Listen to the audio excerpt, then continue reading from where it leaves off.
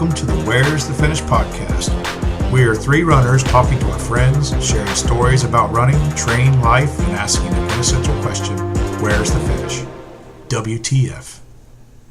Hey everyone, welcome to Where's the Finish podcast. I'm Joe. I'm Kevin. And I'm Shae. And today with us we have another wonderful race director, Mr. Patrick Gallagher. Howdy, y'all. Man, we've been talking about this for a little while. I think since we did the beer marathon. Yeah, back in May. We had just kind of started the podcast, and man, we've done a lot of podcasting since then. Luckily for you, you get a little more experienced out of us than when we were in our early days. So yeah, that's right. I think we're still kind of the same make up for everyone. hot mess anyway. Yeah, we're still a hot mess. Whatever. I think that's good. We have fun with this junk anyhow. So it's really fun to get people on here. I mean, people probably, especially people in Florida, probably know who Patrick Gallagher is, but we want to take a little bit of opportunity to kind of delve into your racing background, and then we want to kind of use this opportunity to talk about the races that you have and the one that you've got coming up. So let's kind of just jump into this and give us a little background about you and how you kind of got into the running scene and because you've got a long history. I mean, I think you were a coach for a while, you're a race director, so you've got a lot of stuff going on. So kind of tell us about, go back to when you were a wee little Patrick and tell us what happened with you getting into running. All right. So when the police are behind you, quite a lot, and sometimes through the woods. And so then that started translating later in life to ultras. And that's not too far away from the truth. But so I did do some, just being honest. I guess my adult running, I ran a bit, when I graduated. So I graduated college in 97. I was living in St. Augustine, going to Flagler College. Graduated, started teaching right away. I've been a classroom teacher for 28 years now. And what do you teach? I teach AP English language and composition, so college level rhetoric and writing and things like that. I'm assuming that's high school, not elementary. Yeah, exactly. Anyway, I ran a 10K and didn't die, and I was like, well, that was kind of interesting. And then I moved to South America, and I was in South America from 2000 to 2007. And I was living in Asunción, which is the capital of Paraguay. Mm-hmm. And so when I got down there, I befriended the computer teacher. And he told me, jokingly, half jokingly, that I had moved into the house of his old running partner, so I was his new running partner by default. And I was like, all right, this is as far as logic goes, especially when living in a developing country, that sounded solid. I was like, all right, that sounds good. And so I said, sure, I'll meet you. I was like, listen, I'm a 5K runner, maybe 10K, and that's about it. And he's like, oh, okay, sure. He knew how to play the long game. And so I show up and I start running with him in the mornings and his dog.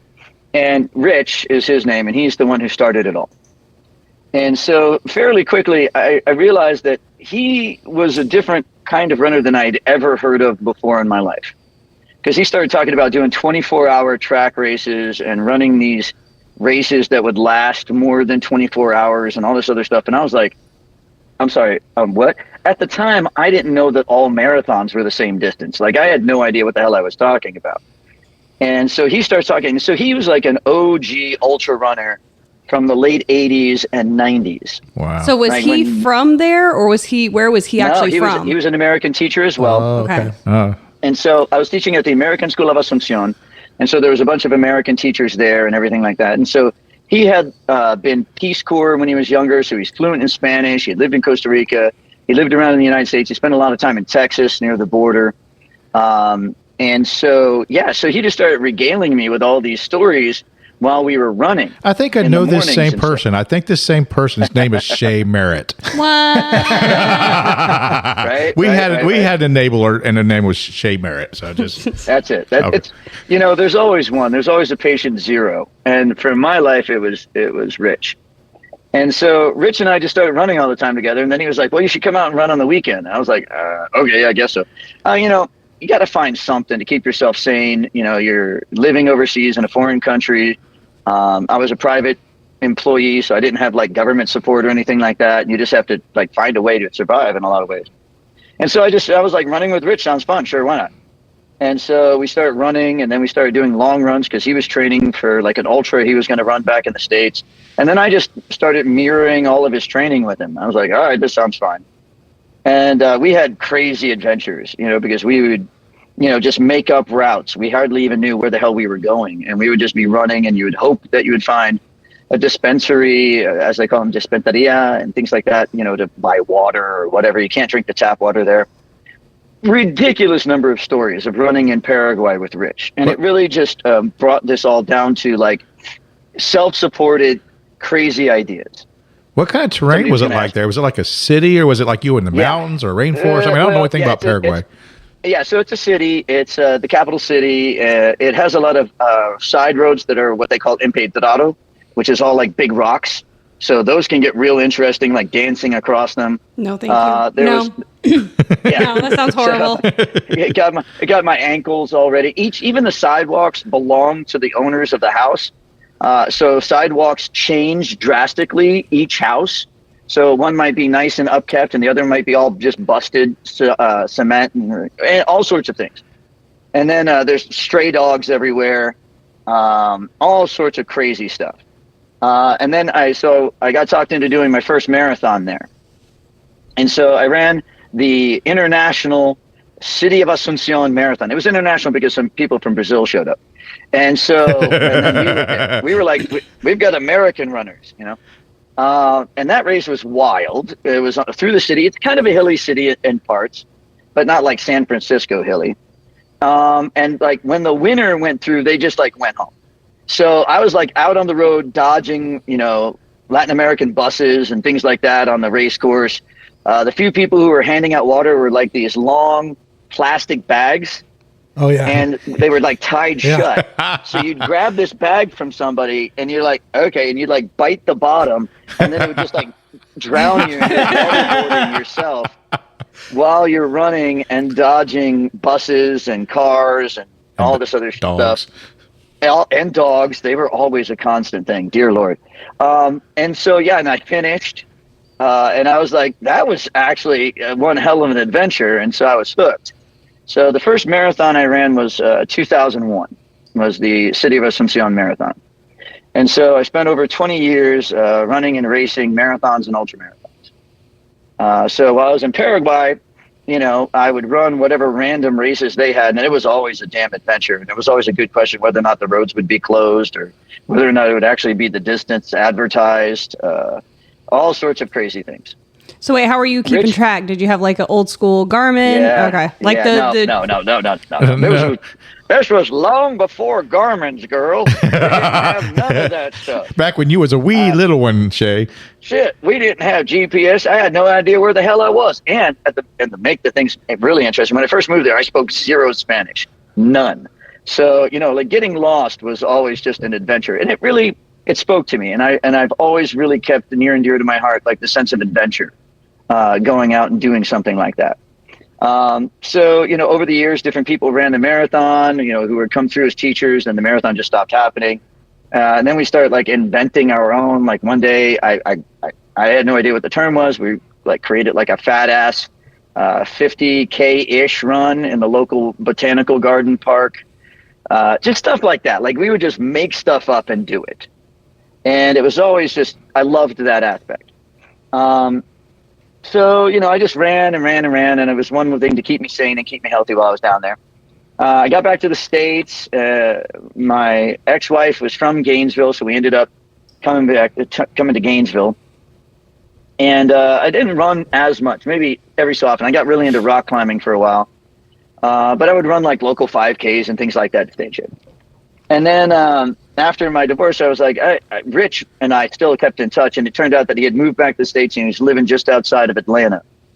And he's like, I got just the thing for you. I'm like, I bet you do. Oh, no. And he's like, you should come up and do this 50K. It's amazing. And I was like, fuck, I guess yes. All right, sure, this sounds great. And that was like 2012 or so, maybe, 11 or 12. It was 2012. And he talked me into doing this race called the Sweetwater 50K, which was at Sweetwater River State Park, just outside of Atlanta. They filmed scenes from Hunger Games there and everything. And I signed up, and then I read the description, and it was like, this is not a beginner course. This is difficult. You know, like all this. It had 2 river crossings in a 50K, like full on hold on to a rope for your life kind of river crossings. Ridiculous climbs up and down these power lines, all sorts of crazy footing. And so I did it with Rich. Like, he and I just ran together, and he was always amazing at keeping the chatter going and just chatting the whole time. And so I actually went back and did that race, I think 9 years in a row. Yeah, I see it like constantly on there. Is that's like the race you always go back to. She's trolling your ultra sign up page right now as we speak. God, I'm so sorry. Yeah, that's what I do. I think one year they misspelled my name and it went under some other like Patrick Gallagher. And I was like, hey guys, can you fix that? And they never did. It's much easier now because I get my name misspelled all the time. So there's another finish that I had in there. Most of the years I just ran with Rich or with buddies. There were a couple of years where I was like, you know what, fuck it, let me see how fast I can run this thing. And I think one year I came in second. Several years I was first place masters, things like that. So I did. I went back, and then I had friends who got into the habit, and we would meet like after they left. And we would all meet in Atlanta and then go run this race. And it was a great kind of linchpin race for me for a long, long time, mainly because I just ran it with buddies the majority of the time.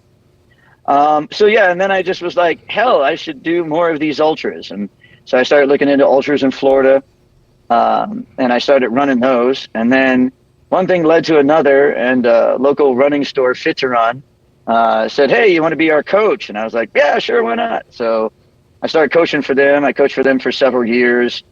Then I had my own training program and coaching. So is Two Rules still around? Yeah, Two Rules is still around in spirit. Eventually, the goal is when I finally decide to do something, I really want to turn it into more of like a brand. I really love like the tattoo design art. You've seen the gate-to-gate art and the variations on that. And I would love to just like take a whole bunch of traditional tattoo art and turn it into kind of a running kind of brand, like T-shirts and stuff like that, with just like the 2 rules: look good, don't die, and variations on that. My kid is about to graduate from UF, and they're a pretty amazing graphic artist and stuff like that. So I've been trying to con them into going into business with me and doing tattoo art for koozies, shirts, and things like that. And even if it never gets off the ground, it still is just 2 rules. Look good, don't die. Was the whole entire idea. Anything beyond that is not a rule. It's everything else is up for negotiation. So, you kind of started back after college around 97 or so. It sounds like you and I are probably about the same age then, because I was getting out of the military in 97. I did my 4 years. So 75 baby. I'm a 75 baby. Yeah. So yeah. We are generationally challenged these days. I just call that old. Yeah, that's right. So damn right, son. So that's a long time of running though. You're talking 30 years of running there. So how does a person maintain longevity in the sport like that? I mean, what have you done that's allowed you to stay interested in it and to keep going? I mean, is it because you found other interest in the sport, like race directing and like coaching, or the running itself? I mean, that's a long time to do one thing. I know, right? And I still haven't given it up completely. I've always just felt like it was a moving meditation. I love going for my runs. If I'm with a buddy and we just get to chat the whole time, it just feels so good to be away from all the devices, away from all the things. And to have that kind of, self-time. And when my babies were small, my morning runs or, my trip to the gym in the afternoon, that was, me getting in the right mind frame to deal with everything else as a teacher, having an outlet, like something that I can do to, transubstantiate some of that stuff that goes on, just as the stress of the job. And I've always loved the adventure and the simplicity of running.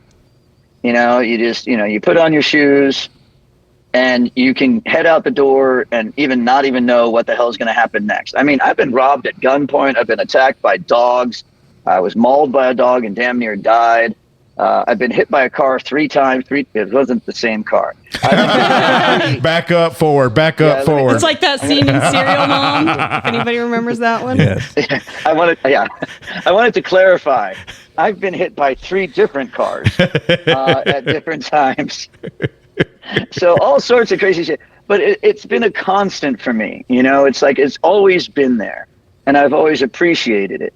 And I do like just the feeling of being in motion and feeling like that connection to everything. So from the very beginning, even when I was a young kid, long before I started, I used to just run all sorts of places. I was like fucking Forrest Gump, and I started running. And I would just, run to my friend's house, run over here, run here, do that, jump on a bike, ride a bike. I looked it up on Google once because there was this girl that I had a thing for in high school, and she lived in another town away from me. And so I actually did the route on Google, like how far was that fucking bike ride? And it was like 56 miles. Jesus Christ. She must have been so cute. Both directions. It was like 28 miles one way, 28 miles home. And I did it on this shitty, like huffy bicycle, like would-be mountain bike in the early 90s from the equivalent of Walmart, Kmart. So it only had 1 gear anymore, so that was it. And then I was like, I'll meet you in Point Pleasant. I was in Jersey at the time. And so I biked my whole ass all the way out there, stood up, and then biked my ass back. Oh my God. That's horrible. That's the one. There it is. There's my dating life in a synopsis. It's pretty great. But you said you did have a little break though. I mean, it doesn't sound like you completely left running, but you did go do some rock climbing for a while. I did, but and I ran I did some running just to keep up my, health wise, but I veered away for a few years. And then again, rock climbing became this thing like you need all the gear, you need the gym, you need this access, blah, blah, blah, blah, blah. And I was going through my divorce and I was like, I just don't have any of that. Yeah. And so running was right there for me though. So, once again, because, some shoes and, a general desire to get the hell out and do something. And it was golden. It sounds like, maybe you might, because you talk about the therapeutic value of running, maybe not take it so seriously. I think some people, they take it so seriously that they burn themselves out, racing everything they do. Well, and it's also these ideas, like there's a couple of phrases in running that I'm not a huge fan of personally. And when I coached people, I'd be like, hey, can we, like somebody saying, I have unfinished business at that race. No, you don't. You have that business, whatever it was, is done. We can't repeat the past. I mean, one of the books that I teach is The Great Gatsby. And look what happened to that boy. He kept trying to repeat the past and ended up dead in a swimming pool. Like it's not good. You just ruined that book for me, by the way. Spoiler alert! Spoiler alert! Oh my God! I'm like halfway through right now. Okay. He's been working on it since he was like 10. Fiction. So. Exactly. I was going to say one of the most popular books in U.S. history, published in 1924. And I'm sorry I ruined a 100-year-old book. It's been taking him 100 years to read it. I know. Well, wait until you get to 100 Years of Solitude. Enjoy that. Garcia Marquez. Enjoy that magical realism. So amongst the other things, the camaraderie of the trails and running, like I love the community. And that was immensely sustaining, like through my divorce or even like when I was in Paraguay, having running buddies to go out and run with, and sometimes you can get out there and you can just bitch and complain about things, or you can just tell stupid stories or anything like that. And, it's just fun in that way. I love running alone, and I absolutely love running with other people. So it's always just suited me. And I think that I always worked on trying to correct imbalances and being proactive about injuries. I never shied away from taking time off. Like if I was hurt, I was like, all right, I got to start. Because there was old quotes like, if you don't listen to your body now, your body's going to make you listen. Mm-hmm. Sure. Yeah, Kevin, you recently went through something a lot like that. Well, you even said you talked to your coach and you said, I need a little more time. Oh, yes, I did. No, this is what I'm talking about. I'm saying you went to your coach and said, hey, I need some more time. And what did he say? Yeah, good job. Yeah, he told you you did an amazing job to actually say you needed a rest. I'll tell you what, I think you did a damn fine job. Absolutely. Because you were maturing as a runner. Oh, yes, he did said, say I need a little bit more time. I'd be like, yeah. fantastic. So I've never felt too attached to results.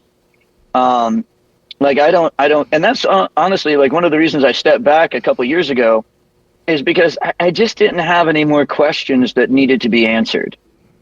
One of the fun things about running is that you keep getting to ask yourself questions like, how fast can I do X, Y, or Z? Or how far can I go in this amount of time? Or, could I do this type of race? Or how will I perform in this kind of weather? Or whatever, right? And so there is all these questions that still needed to be answered. And about 2 years ago, I was doing the Keys 100, amazing, iconic race, obviously.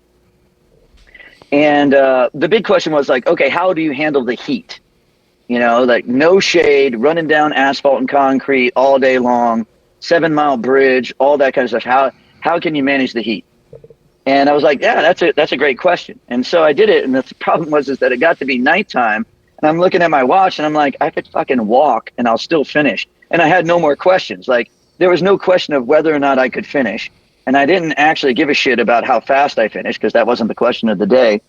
And so I found myself just kind of forcing myself to finish. The thing that did inspire me toward the end of that run was I started to realizing that my lollygagging, I was about to be in the sun a second time. And I was like, fuck that. No, I did it. I did Keys the same year as you, and it was not. I think I finished 4 hours after you, so it was ugh. I told my crew, I was like, I'm done. Don't talk to me. Fuck this. I'm going. And I was just like, boom. And it was the last 12 miles or whatever. And I just ran my ass off because I was like, I'm finishing before sunrise. That became my goal. And I finished before sunrise, and I was like, there it is. I'm done. Okay, good. And after that, I just didn't have any more questions. I've been very lucky. Your last result on ultrasign. Yeah, and as I say, that's a good question or a good thing for you to answer a question to. I don't know if you said it to me or if I've heard it from someone else, but it was Patrick Gallagher is now retired from racing. Yep, a retired ultra runner. Yep, I'm a broken down old coot of a former trail runner. That's what I'm racing right now. But you're still getting your runs in because you don't just give up running, right? No. I'm just not racing. So, because once again, I was really lucky. I got to do a lot of really amazing races. I've had, some pretty damn stellar days that I look back and I don't even necessarily know how the hell it came together so well. And I, was able to do some really fun and exciting things. Some of the things that I carry some pride in. Like doing the Barkley Fall Classic 5 years in a row and getting the full finish all 5 years. And one of those years I placed in the top 5. And so what else do I don't need to go back to the BFC. People are like, oh, are you coming back? Why? Yeah. I did it 5 years in a row. There's no other question to be answered there. Do you ever feel like that you would just run races just for the social aspect of showing up to a race and being with other people? I mean, because we did run with you at let's say the Verity's beer marathon in Gainesville. Yeah. Was that really a race? We're running around town drinking beer. That was shitty. I do have the course record, so I'm just saying. You might be tempted to hold on to it if someone comes and challenges you to it. You know what? I want to see the person who does, because I finished the beer marathon in 3 hours and 41 minutes. Holy smokes! Christ. Would you have beer waiting for you at each stop and just kept blowing through it? I still had to go in, and that's with standing in line and drinking the beers. And traffic and everything else. It was 3 hours 41 or 3 hours 42 minutes, something like that. Yeah, I don't see you losing that record anytime soon. No. Yeah. So exactly. Of that career of racing, do you have any standout races? Any this is a moment that defined me as a person or as a racer, or this is something that I just really love doing, or anything? Well, first of all, none of it defines me as a person. None of it. It's a damn pointless endeavor. Sure. It's utterly stupid, and that's part of the appeal to me. Is there's a book about rock climbing. It's called Conquistadors of the Pointless, and I've always loved that because, of course, with rock climbing, you could just go around the fucking mountain, or bouldering. You can just walk around the boulder. You don't have to do it the hard way. Like, you can walk up the backside of Half Dome. You can walk up the backside of El Capitan in Yosemite. You don't actually have to climb 3,000 feet of granite to get there. So I love the pointlessness of it. I love the arbitrary ass thing. Like, every run going back in history, there's always this, it was started off as some arbitrary dumbass thing that somebody said, hey, why don't we do this? And, you know, and there's some idiot who was drinking with them going, yeah, sure. You know, like fell running in England and everything like that. And those boys were basically sitting in pubs going, I don't think you could get to the top of that mountain faster than me. How the fuck I can, Sean? Fuck you. Tomorrow morning, we're meeting down here. We're going to fucking say he can do it. And they'd show up and they'd run to the top of a fucking mountain and come back down. And then other people are like, fuck you, I could do that too. And for fuck's sake. For fuck's sake. For fuck's sake, are you talking to me about that, Sean? Fucking last time you brought that up, you got fucked by a goat. You didn't even fuck the goat. I swear to you, Sean. Sean's a fucking asshole sometimes. He's my brother and I love him, but a fucking asshole. Yeah, stuff like that. You know, those are the things I absolutely just fucking love. Nothing defines me as a person, you know, in that regard. I mean, if there's anything in my world that defines me, it would be A, being a father, B, being a teacher, C, being what I hope to be, a decent friend, and then somewhere down the line, my hobbies and my passions of like running and fitness and things like that. So I think that helped me stay in running for as long as I did, competing, because I never looked at anything as being defining of me. I either had a good day or I had a bad day. And neither one of those are completely within your control. And that was ultimately one of the things I really liked about running, was that you can try and prepare for everything. And then, like Mike Tyson says, everybody has a plan until you get punched in the face. You got knocked the fuck out. I feel like you're talking to my soul right now. Just coming off this last weekend. It's just, you gotta go and look at, and it's like winning a race. It's so ungodly arbitrary, because it just all depends on who shows up. Yeah. Mm-hmm. Right? If Jim Walmsley shows up, we're all fucked. Like, what are you talking about? You know? So, okay, I ran some races. I won some races. It was a luck of the draw that day. I had a good day, and the universe conspired for me, and my training paid off. And other days, I'd show up to a race feeling like super prime. Damn, I've got this dialed. I'm golden. And then shit hits the fan. Mm-hmm. And you're like, okay. And you just got to go, yeah, well, that's the shit that happens out there. Now, for myself and some other people, you know, I know people that I run with. For me specifically, it's never about the race, ever. You know, I don't race, I run. You know, and for me, it's like you said earlier, it's the challenging myself, it's to be able to turn inwardly and sort out my thoughts, and you know, and everything, all the moments of clarity that I have during a run. That's just why I do it. Is more about the inward benefit of it more than anything else. Mm-hmm. Yeah. And that's why, you know, if I do get a wild hair that I wanted an adventure, I don't need to pay for it anymore, to be very honest. You know, like, what appeals to me more now is, like, years ago I did this thing where I just got a wild hair at my ass, and I was like, I'm going to run across Florida in July, just because. And so I ran from Cedar Key, the fishing pier in Cedar Key, to the municipal pier in St. Augustine. I called it Pier to Pier long before that other race started using that name.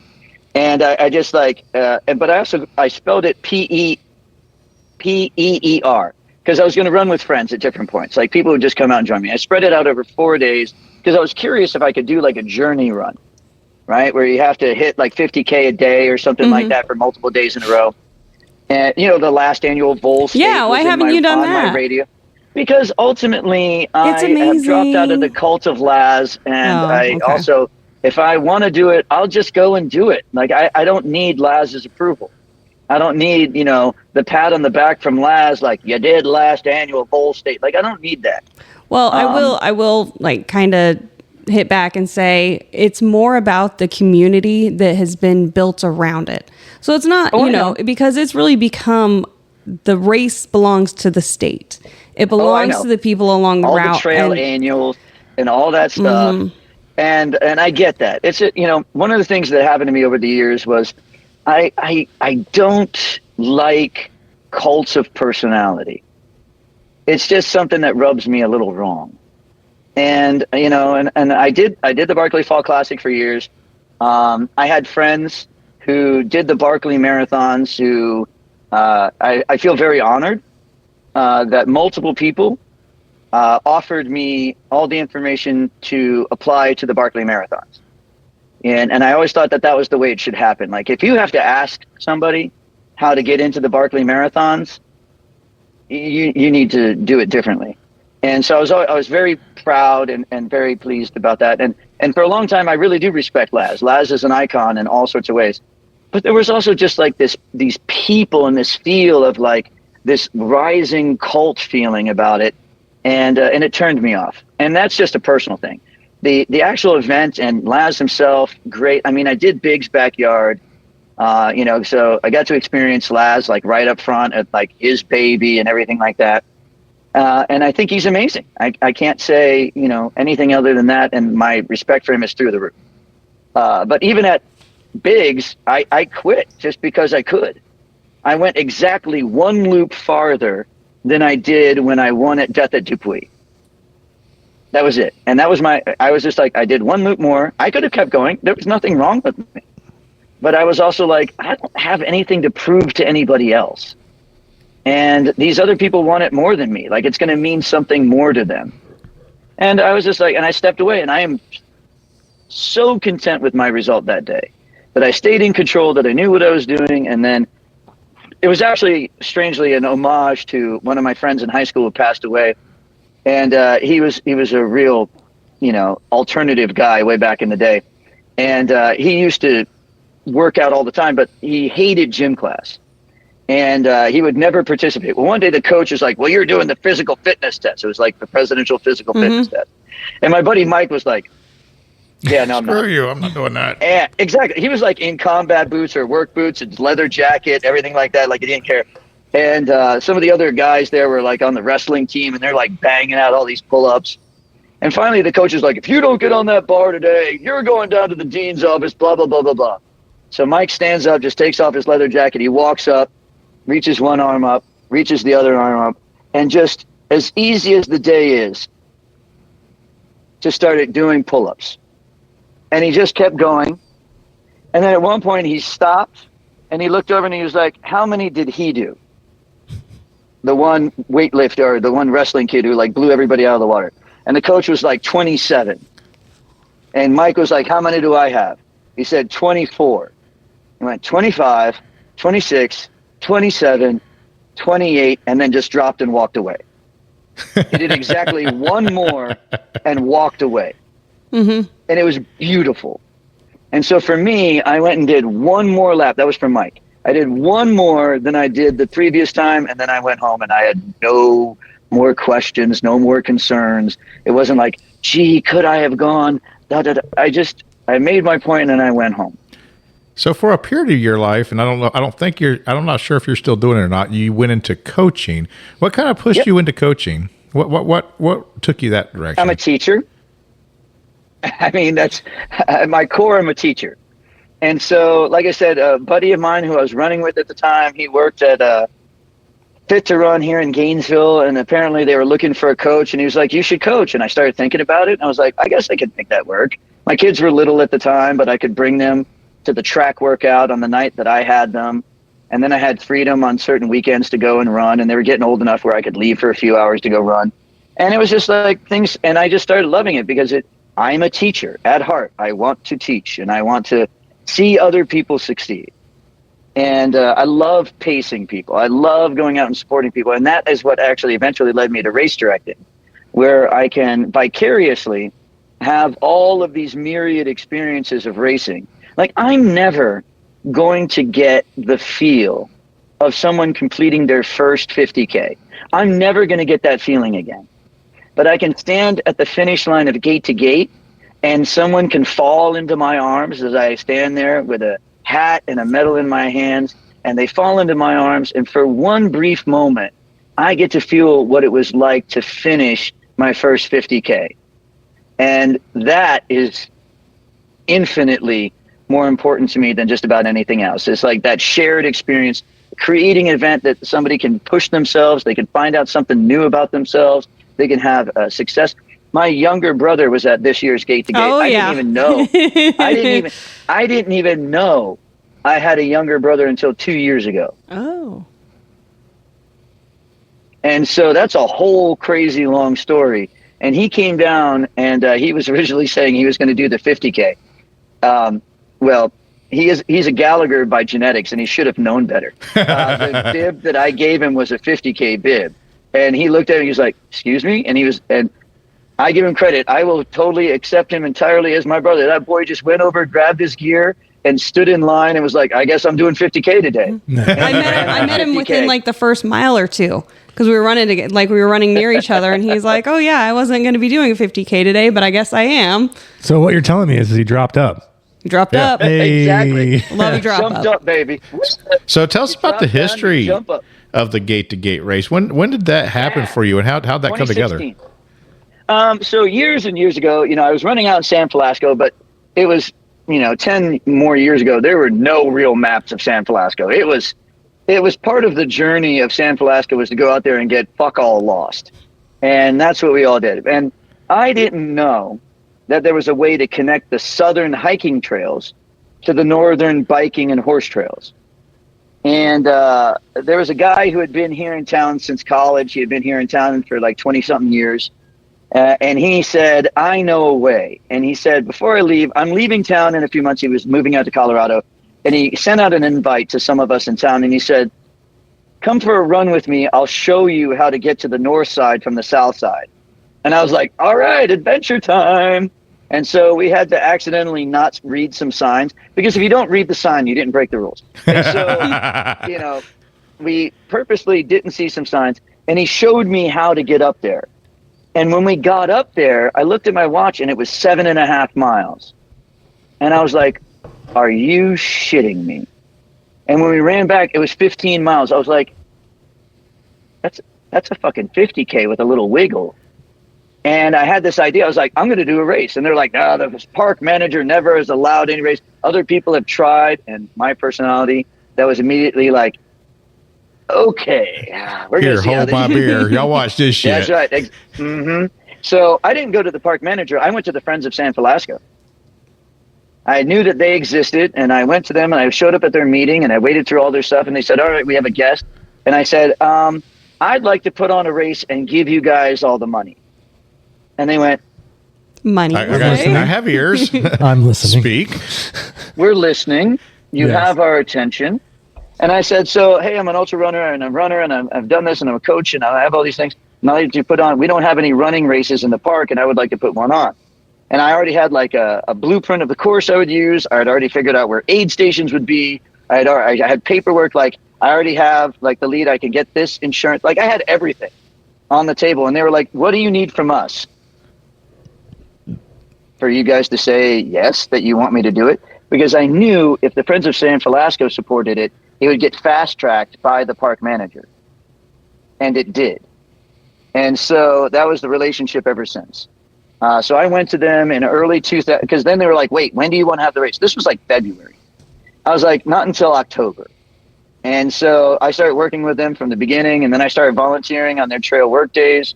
I joined the board of directors that December at the annual meeting, and I've been on the board of directors since then. So this is my 8th, 9th year on the board of directors for the Friends of San Felasco. And we've been able to give, I generally split the money, the proceeds from the race between the Friends of San Felasco and a local charity. So I like to keep it all just like local and things like that. I'm a sucker for charity events. I've run 10 hours on the track at my high school to raise money for March of Dimes. I mean, if somebody comes to me, somebody comes to me with a fun thing. Yeah, but this was just me running for 10 hours on the track at my high school by myself, just to like raise awareness and money. And they talked me into doing that again in March. So I have to, and you know how they talked me into it? They said, hey, would you be willing to do that again? And I went, yeah, I guess so. That's so. So I'm gonna be training so that I can run 10 hours on the track in March. But that's the story of Gate to Gate. And it became, there was no real like trail community in Gainesville. And I just knew all these people, and I just wanted to try and have something that we could celebrate and bring it all together. That's really interesting because, Gainesville is such an athletic community, and there's a lot of people that run there. It's a very transient community because of the college kids that go in and out of there. People build their careers and then leave and go elsewhere. But I would have thought there would have been a large trail or ultra community there because of that. But even today, it's still a very niche, kind of small group of people. Yeah, but now we've got, what's really cool is that on any given weekend that I'm out there in the park, even on like trail work days, and I see runners come through the park, and things like that. And it just fills my heart because now people know how to connect the north and the south. They can mix it up and run. Because before it was just the hiking trails, which is a total of about 10 miles, unique miles. And people ran them, but, what are you going to do? The same 10 damn miles over and over again all the time?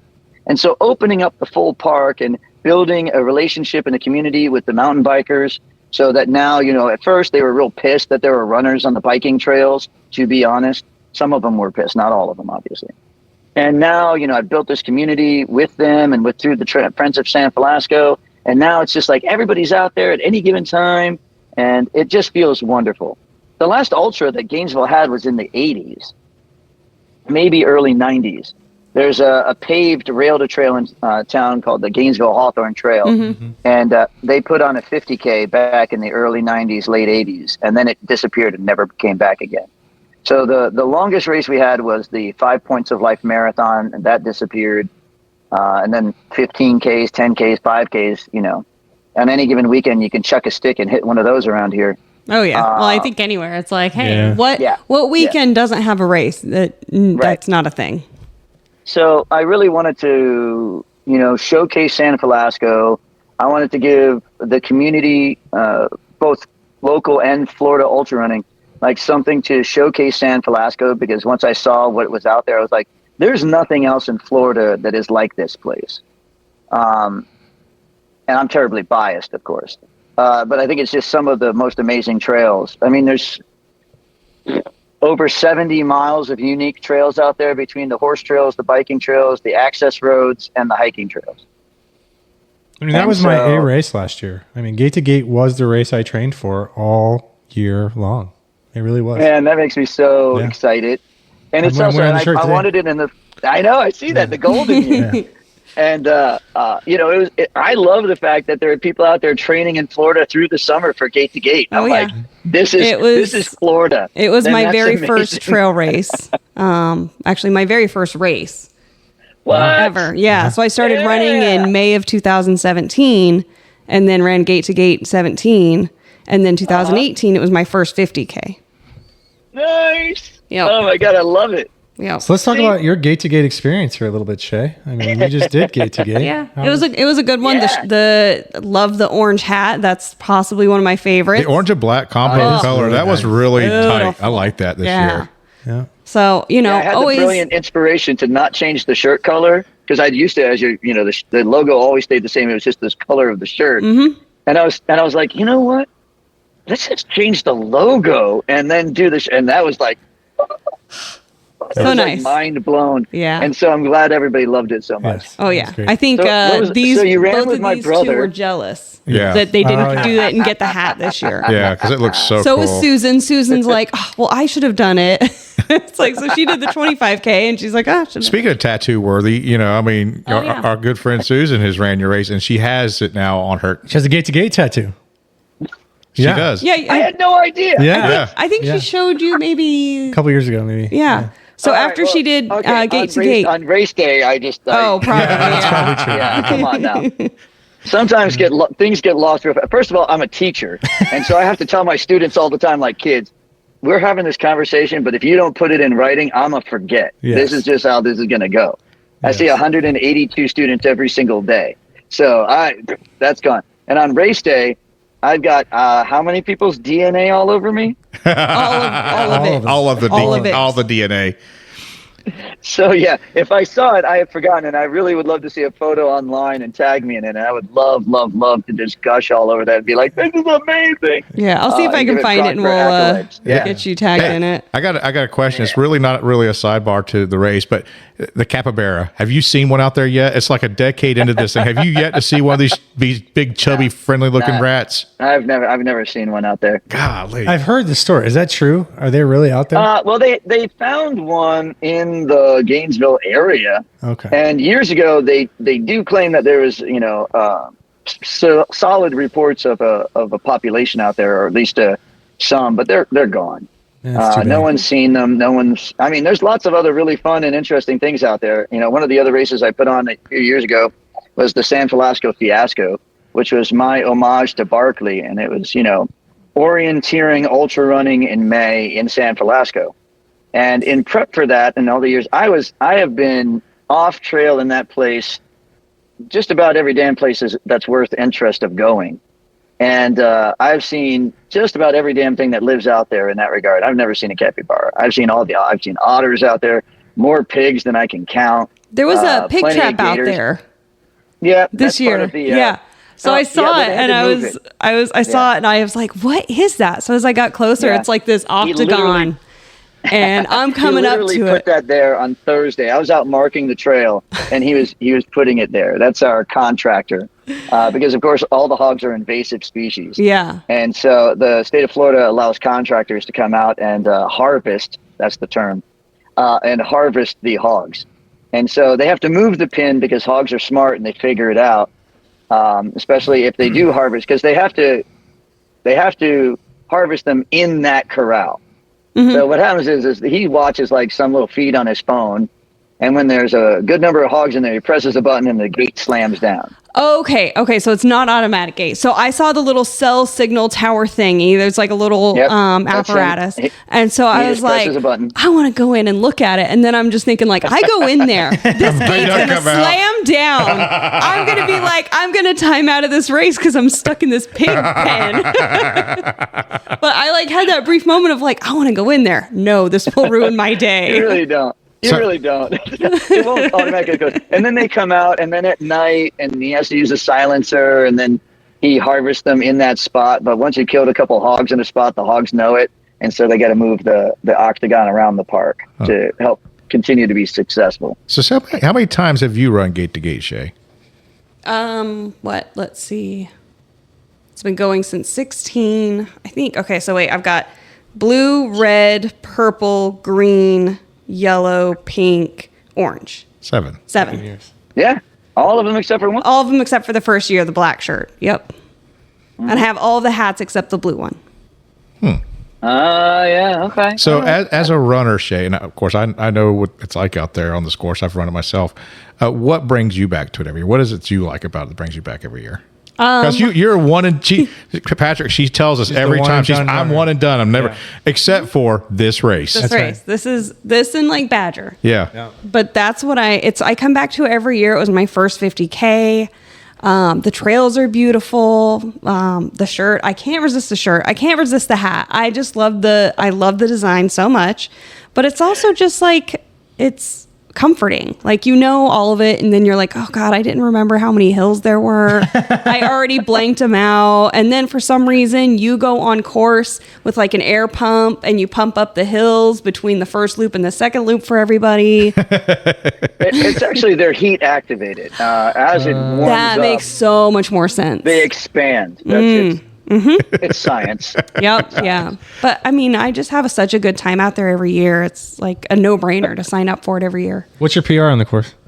Not. What was last year your best year? I'm not even sure. I think it's just like a 6:45 or something like that. Now, if our listeners haven't ran gate to gate, now I will say of the races I've done in Florida, it is one of the more technical courses. There are some technical pieces of it. There's a nice, which is very wide creek crossing this year. Last year it was a little less water than it looked like. But then you have a few sections where you've got some rocky climbs and some other pieces in it too. It's got so much variety, man. Like, it's just, so many times when I would just be out and I would be like, all right, I need to go get in a run. I would be like, all right, cool. I'm just going to go run gate to gate. And I run that course, and I've run it dozens upon dozens upon dozens of times. I'm still not tired of it. It's still just a fun course. And then there's some parts where it's, the double track and it's pretty flat and easy running, and you get lulled into that. Then I throw you out into the power line. You get some Florida power line running. You come back into the woods. It's nice. Then you get some more hills and roots. Then you're in like a secret area of the park over by the ranger station. Then you're going through this like barely maintained little trail after that. And then you're out in the sun, what we call the Green Mile, going through that meadow at the end, and then that downhill, and then the fast finish on Meadowview. It just speaks to me. Again, I'm biased as all hell, but I think it's a great damn course. So then you changed it between 18 and 19. Yep, yeah. And the original reason is originally the park manager didn't really want the event to go through the maintenance area where the CSO building was. And then there was a pine beetle infestation, and I lost a section of that original course for a while. And so I went and I said, so would it be okay if I bring the course after I'd done it a few years? And the park manager was like, okay, you know what you're doing, and the race has been good. And that's when the final dream came true, which was to make it a perfect loop as opposed to an out and back with a lollipop. And so once I was able to get that, and that's why for the first few years it was like that, and then I was able to switch because the park manager, believed in the event, and I had shown that I had done the event well in their eyes all those years. So once it became a loop, I was like, done. My work here is done. And I have 15.5-mile loop, and then go back out for a second one. Ta-da! It's fantastic. And, so that's what happened. The flying seahorse. I know, right? It's the shape of it as a flying seahorse. I know. Have you guys noticed Well, I've never noticed that. Oh man, I love it. Yeah, you got to look at the shape of it. It's great. A flying seahorse. If I ever got, people have asked me from the beginning when I debuted the logo, because I believed in my belief was from the beginning, I paid a graphic artist and everything like that, some top dollar kind of stuff, because I wanted a logo that was going to be killer. And that it was influenced by tattoo art, because I obviously have a whole bunch of tattoos and I wanted it to be part of me. And people have asked me if I would ever get the logo tattooed. And I was like, when I'm no longer the race director, then maybe yes. But I have thought about getting that little flying seahorse shape that it has, just tattooed randomly somewhere, and then be my little homage to the gate course. Yeah, and nobody would know that's exactly what it is. Like, those are the best ones of like, this has such fun meaning, but it's for me. Well, those who know would know. Yeah, exactly. That's all I would care about. It's like Leo had the stickers made for the Death at Dupuis day loop, and like anybody who sees that on the back of a car has no idea what the hell it is. But if you've run Death at Dupuis, you see that because you just ran it over and over and over again. You see that and you're like, I know exactly what that is. What is that? And it's What's the sticker? It's a loop with a little dongle on the end, because you do a little out and back with a little loop at the very beginning, and then you go out and you do the main loop and come back. That's what he gives out as the sticker. It doesn't say anything else. It's just an orange outline. It's blank in the middle, and it looks like the orange outline from Strava with no context. and I love that as the sticker for Death at Dupuis. So for your gate-to-gate race, what is the course record right now? Do you know? 241. No, 341. Sorry. I'll say 241. Holy crap. No, you're right. I want to say it was 341. My former student set the record last year. That's Wrigley. Yep. Yeah, that kid ran past me, looped me 3 times. I don't know. He ran past me definitely twice, just with his long red hair just kind of flowing in the wind, and him smiling and saying, "Hey," as he runs past. Yeah, he's got 335. Yep, that's 335 is what he loaded it to last year. Wow, that is impressive. For the previous year, he came within 60 seconds of Matt House's course record, which was 348. Yep. Yeah, and so he was within a minute of that, and he was like, I'm coming back. And last year, he just put on a goddamn clinic and just destroyed that course. So what's he doing now? Because he hasn't raced since last year. Is he off doing... Oh, he's competing collegiately. Oh, okay. Good for him. Though. That's good. That makes sense. We saw him at Sufferfest too. Yeah. He was out there at Sufferfest when we were in that. He did some of those other things, and I think it was just he's focusing on competition stuff instead. Yeah, good for him. We'll see more of him probably after he's done. Oh God, yeah, he's so young. Yeah, for sure. He set that record when was he like 19 last year? Yeah, 19. 19. Unreal. The fact that a 19-year-old kid has the fortitude to be able to run an ultra. I mean, most of them just aren't that mentally strong. But they go in and a picture. Yeah, and then do a course record. That's amazing. I had found a picture the other day of Little Wrigley, 8 years ago, out on a trail run with me. He's phenomenal. He's just a great kid. He and his mom and I are good friends in that regard. Like she would come to me and she would sit there at the practices when I was coaching him, and she was just always there and super supportive of his stuff. And when I saw him come out with that passion last year, I was like, oh, it's going down. And a 3:35 on that course is stout. Yeah. So what is his distance in college right now? Is he a marathon runner? Is he what's he doing? No, the college distance. So like 5 miles, 10K, 8K. No, like collegiate cross country type stuff. So 5 miles and things like that. Good for him. So I see him out training every now and again downtown when we do the Monday night run. Him and some of the boys come flying by. And just like, hey, you feel the wind just kind of. Yeah, and it's him, and then there's a couple other former students of mine that are involved in that, and it's always sweet to see them out. And sometimes they might come up behind me, slow down for a few, like a block or two, saying hi and chatting, and then they go back to their training pace and dust me. So it's fantastic. So your other big race coming up, just here in a couple of weeks, actually, we're going to try to release this podcast just the Monday before, is the Last of the Felascans. Am I saying that right? Yeah, Last of the Felascans. So tell us about this race, man. I had the idea of doing, a backyard because, San Felasco is literally my backyard. Like literally, if I walk out my front door and I open up the door, my neighbor across the street, their fence is the boundary of San Felasco. So I've always wanted to do a backyard ever since having done, Death at Dupuy and some other, and then Biggs and everything. And Leo Acosta kind of approached me and I said, I'll do it, but only if you co-race direct with me. Because I just wasn't, the idea of being the only person keeping results and staying awake the whole damn night when you're not running a last person standing did not sound appealing at all. And so he and I got into business, if you will, together, putting it on. And so this will be the 3rd year of Last of the Felascans.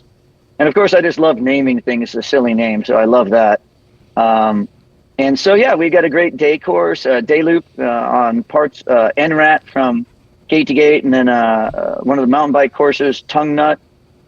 So it keeps it interesting and flowy during the day, and then we use the access roads inside the park at night.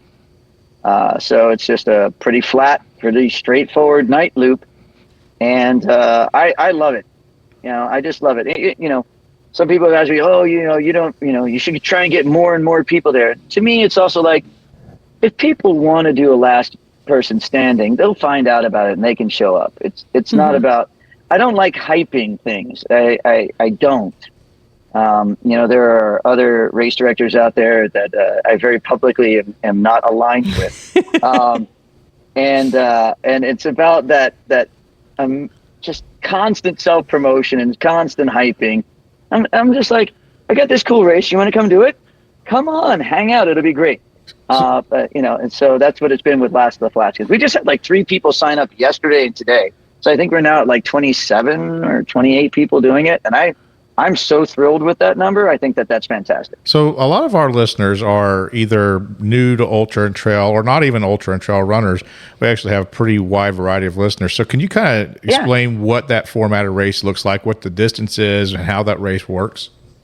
Oh, yeah. So last person standing is, got to give credit to good old Lazarus Lake. And so the idea is every hour on the hour, you run 4.1666666 miles. Because of that strange number means that every 24 hours you will run exactly 100 miles.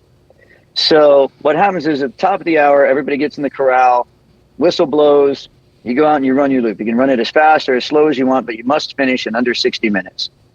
Because at 60 minutes, the next loop starts.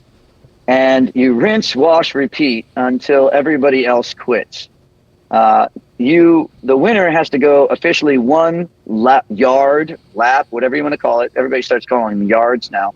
So you can go 1 yard more than the other person, and then you're a winner. But you can only go 1 yard more than the other person. So you can't just stay out there and run it by yourself for as many hours as you want. You have to have an assist. And so it's beautiful. It's simple. It is diabolical. It is everything all wrapped into one. And as far as being a race director, in all God's honesty, a last person standing is like one of the easiest races to direct, because there's no aid stations. There's no aid outside of the main area. So it's just like sleep deprivation is really all. You got to set the course and all that, obviously. But people should be self-sufficient. They should bring their own things. Even when I went to Biggs, the only thing they offered was a spigot. Like there was no like extra food. That sounds about right. Yeah. Yeah, like you have water here. Ice? Yeah, you're on your own for that shit. And I love that self-sufficient nature of it. So as a race director, it's a pretty easy race to, all things considered. I don't have to have a gaggle of volunteers. I don't have to set up aid stations. I don't have to do all this other stuff. I just set the course and then send those poor, foolish individuals out on the hour, every hour, until somebody decides that they're done at the very end, and then somebody says, I get to do one more. And going back to my story from earlier, this format has always appealed to me. You just get to do one more than the other person. And so I just think it's fantastic. So this being your third year having it means you've had this year, it's 2 years before this. What was your inaugural year like? How did things go for you? It was pretty solid, man. We only lost one runner for a little while. We eventually found him, thank goodness. But Matt Clapper was in the showdown with Andy Shae. Yeah. And Shae came in, and we were waiting on Matt, and then the time ran out, and I was like, he timed out. And then we were waiting, and I was like, I started to get worried. And then all of a sudden my phone rang, and it was a buddy of mine who's a mountain biker, and he's like, hey, they just found a runner who is exhausted, saying he's been running for 25 hours and he's on the ground. Do you have something to do with this? I just love that in the park, some people found Matt Clapper like passed out on the ground, sorta, and in a delusional state, and they're like, this sounds like something Patrick is doing, and called me. And so I jumped in the UTV and I drove out and I collected Matt, brought him back. We had a puke stop or two along the way, and brought him back. And so then it was a success. We only lost one runner, and we only lost him for a little while. And so I thought it went off without a hitch. It was great. Last year, very similar. Well, we didn't lose anybody for any amount of time last year, so we did better.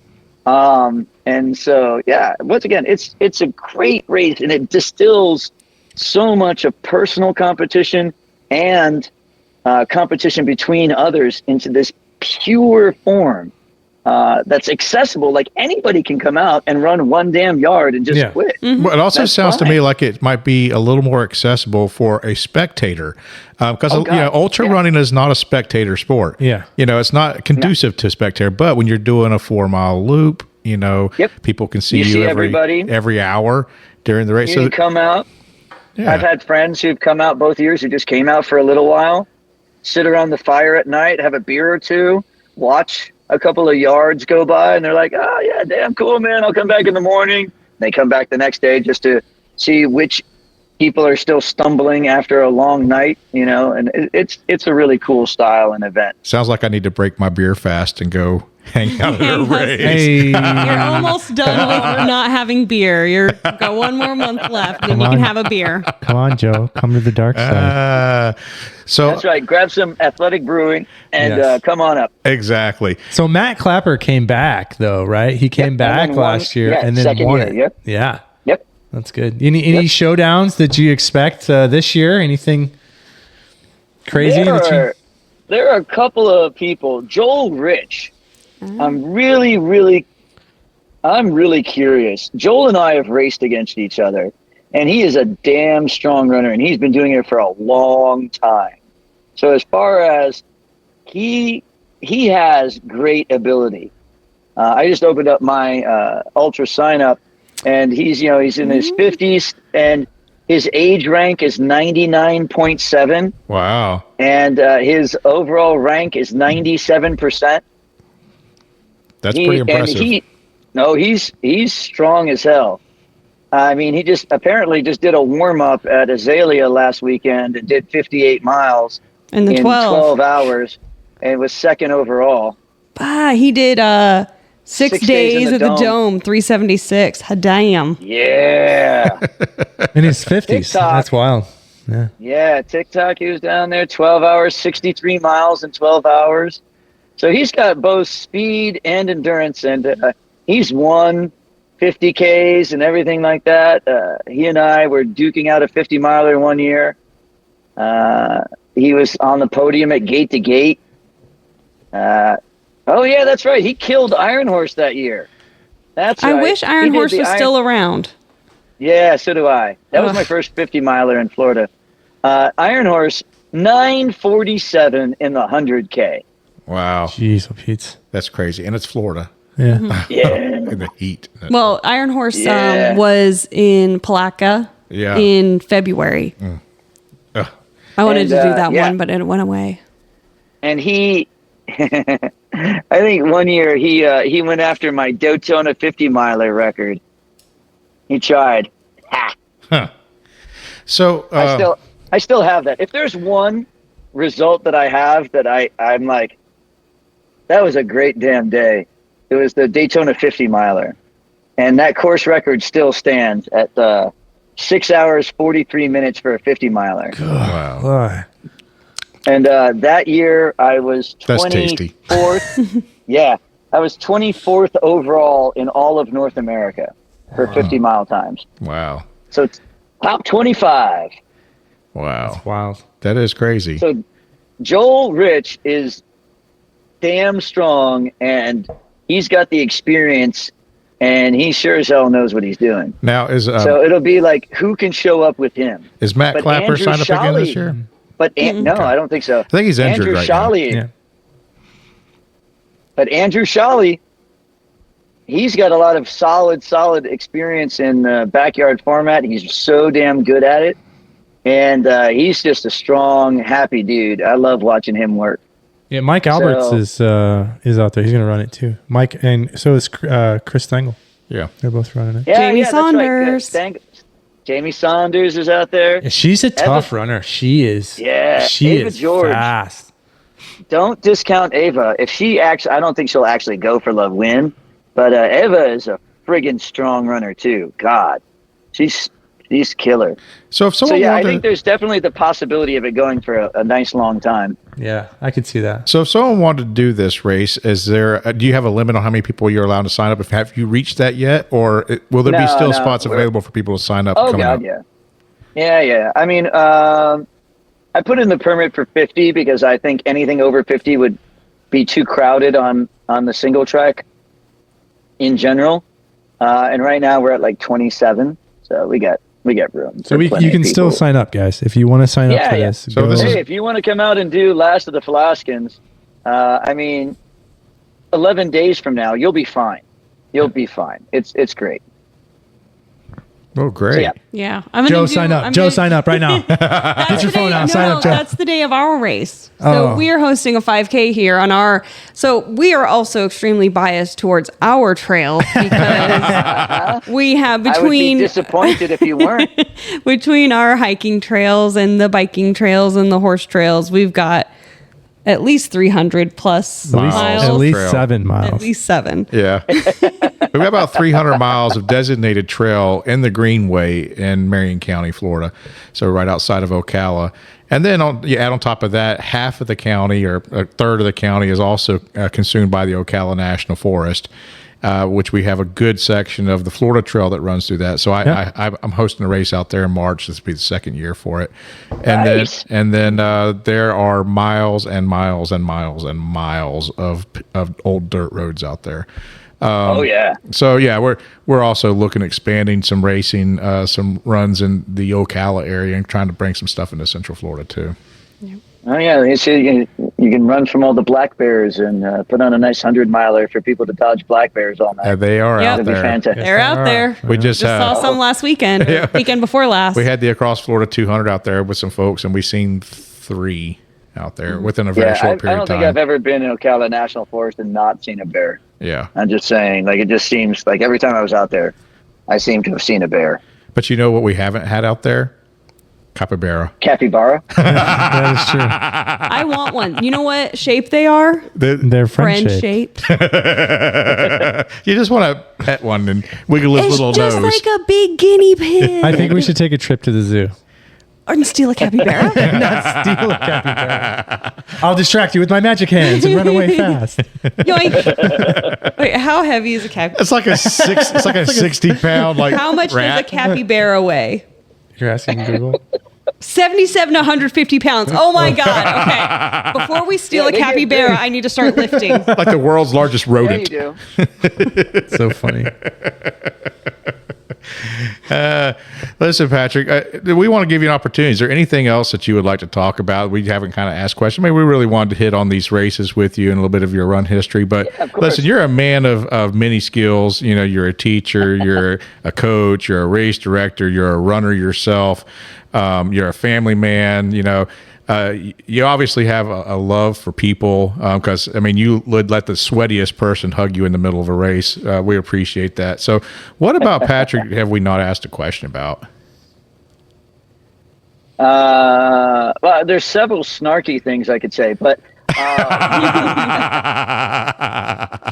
but no, so this, when we release this, the coming Saturday is going to be Last of the Felascans, as well as the Landbridge Trail 5K. Let's go. Okay, of course, we don't expect our 5K runners to go out and do a Last of the Felascans race. We're probably not targeting the same race audience. But you've got the smarter people, okay? You've got the people who made the better life choices. Well, they're maybe not. If they're 5K and go home. If they're running a WTF event, they probably don't realize the reason they're doing it is to get snookered into further distances. Yeah. So that's fine.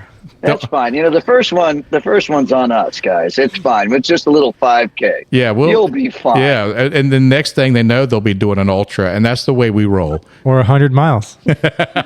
That's really stupid. Would do something idiotic like that. I don't know. I don't know. We're stupid. Nobody at this table. Dumb. No. I'll show you my belt buckle here in a minute. Why does anyone do these things? Have you all seen my belt buckle? Yeah. I'm not wearing pants right now. We're not looking that low. I'm sorry. Let me show you my belt buckle. Yeah, I can see that back in the background. I can see something hanging on the wall there. Yeah, my buddy is a chainsaw sculptor artist in Asheville, North Carolina, and he made that custom for me. That's part of the mountain range just outside of Asheville. So he chainsawed that into wood, and then he made a place to hang some of my medals. It was so funny because he was like, I added extra for you, and I still didn't have enough room to put all of my medals. Very cool. 20 plus years of this shit, and I have nearly every single bib from every single race I have ever run. Do you have including like the bibs in Paraguay? No, and so he made me an extra. I still can't fit them all on there. Would you send us a picture of that? Yeah, of course. Yeah, we want to include it in our. I sometimes am disappointed in myself. I lived in Asheville for 16 years, and I lived in Beckley, West Virginia, right outside of Fayetteville, where they have the rim to river. And I wasn't a runner at the time. Well, I mean, a little bit of running. I didn't know about trail and ultra. And, I'm like, I lived in all these really cool places and never did any running there. It's so disappointing. I had to go back to Asheville to take my wife for her first 10K. So we ran a 10K down there.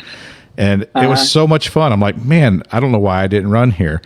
And it's just a beautiful place, and hey, thoughts and prayers out to all the folks out there that are still, let's not forget the people in Asheville are still recovering from the hurricane. I just talked to my friend today who lives in Fairview, just outside of there. They still have intermittent cell phone service. Another friend of mine lives right in Asheville near the Swananoa River, which is one of the big hit areas.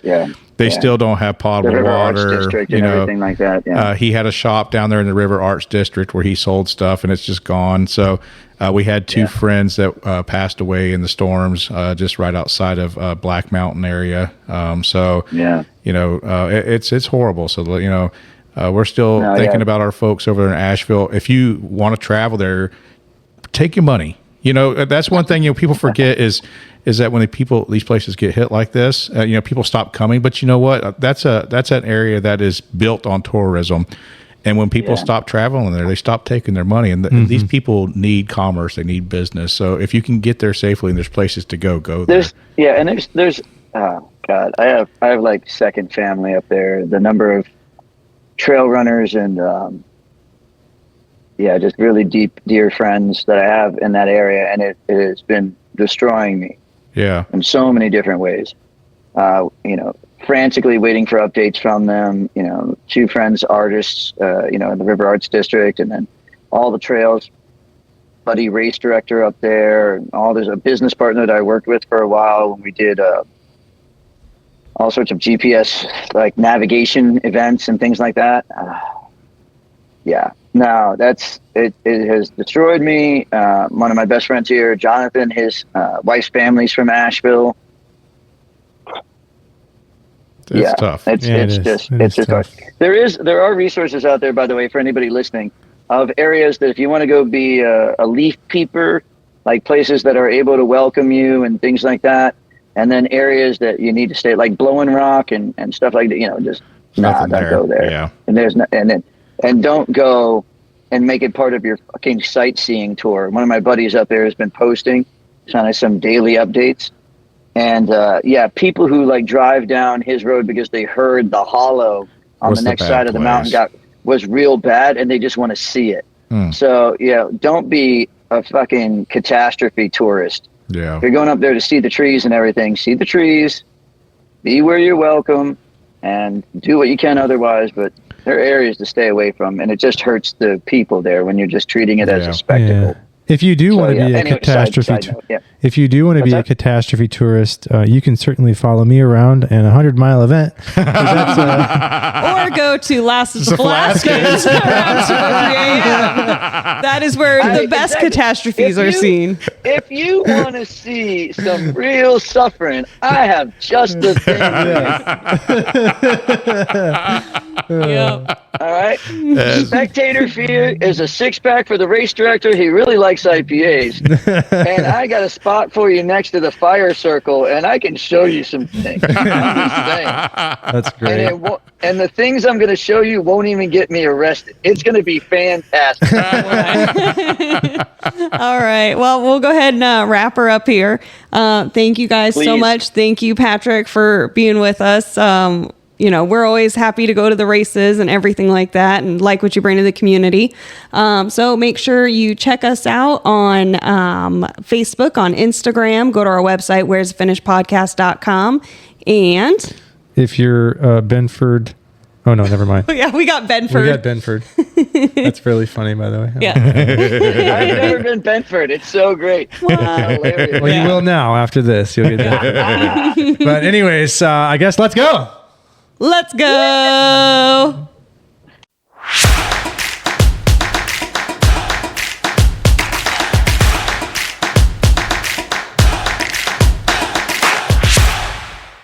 Yep, that means it's Joe has to bring it in. Once again, teacher. I saw that shit coming.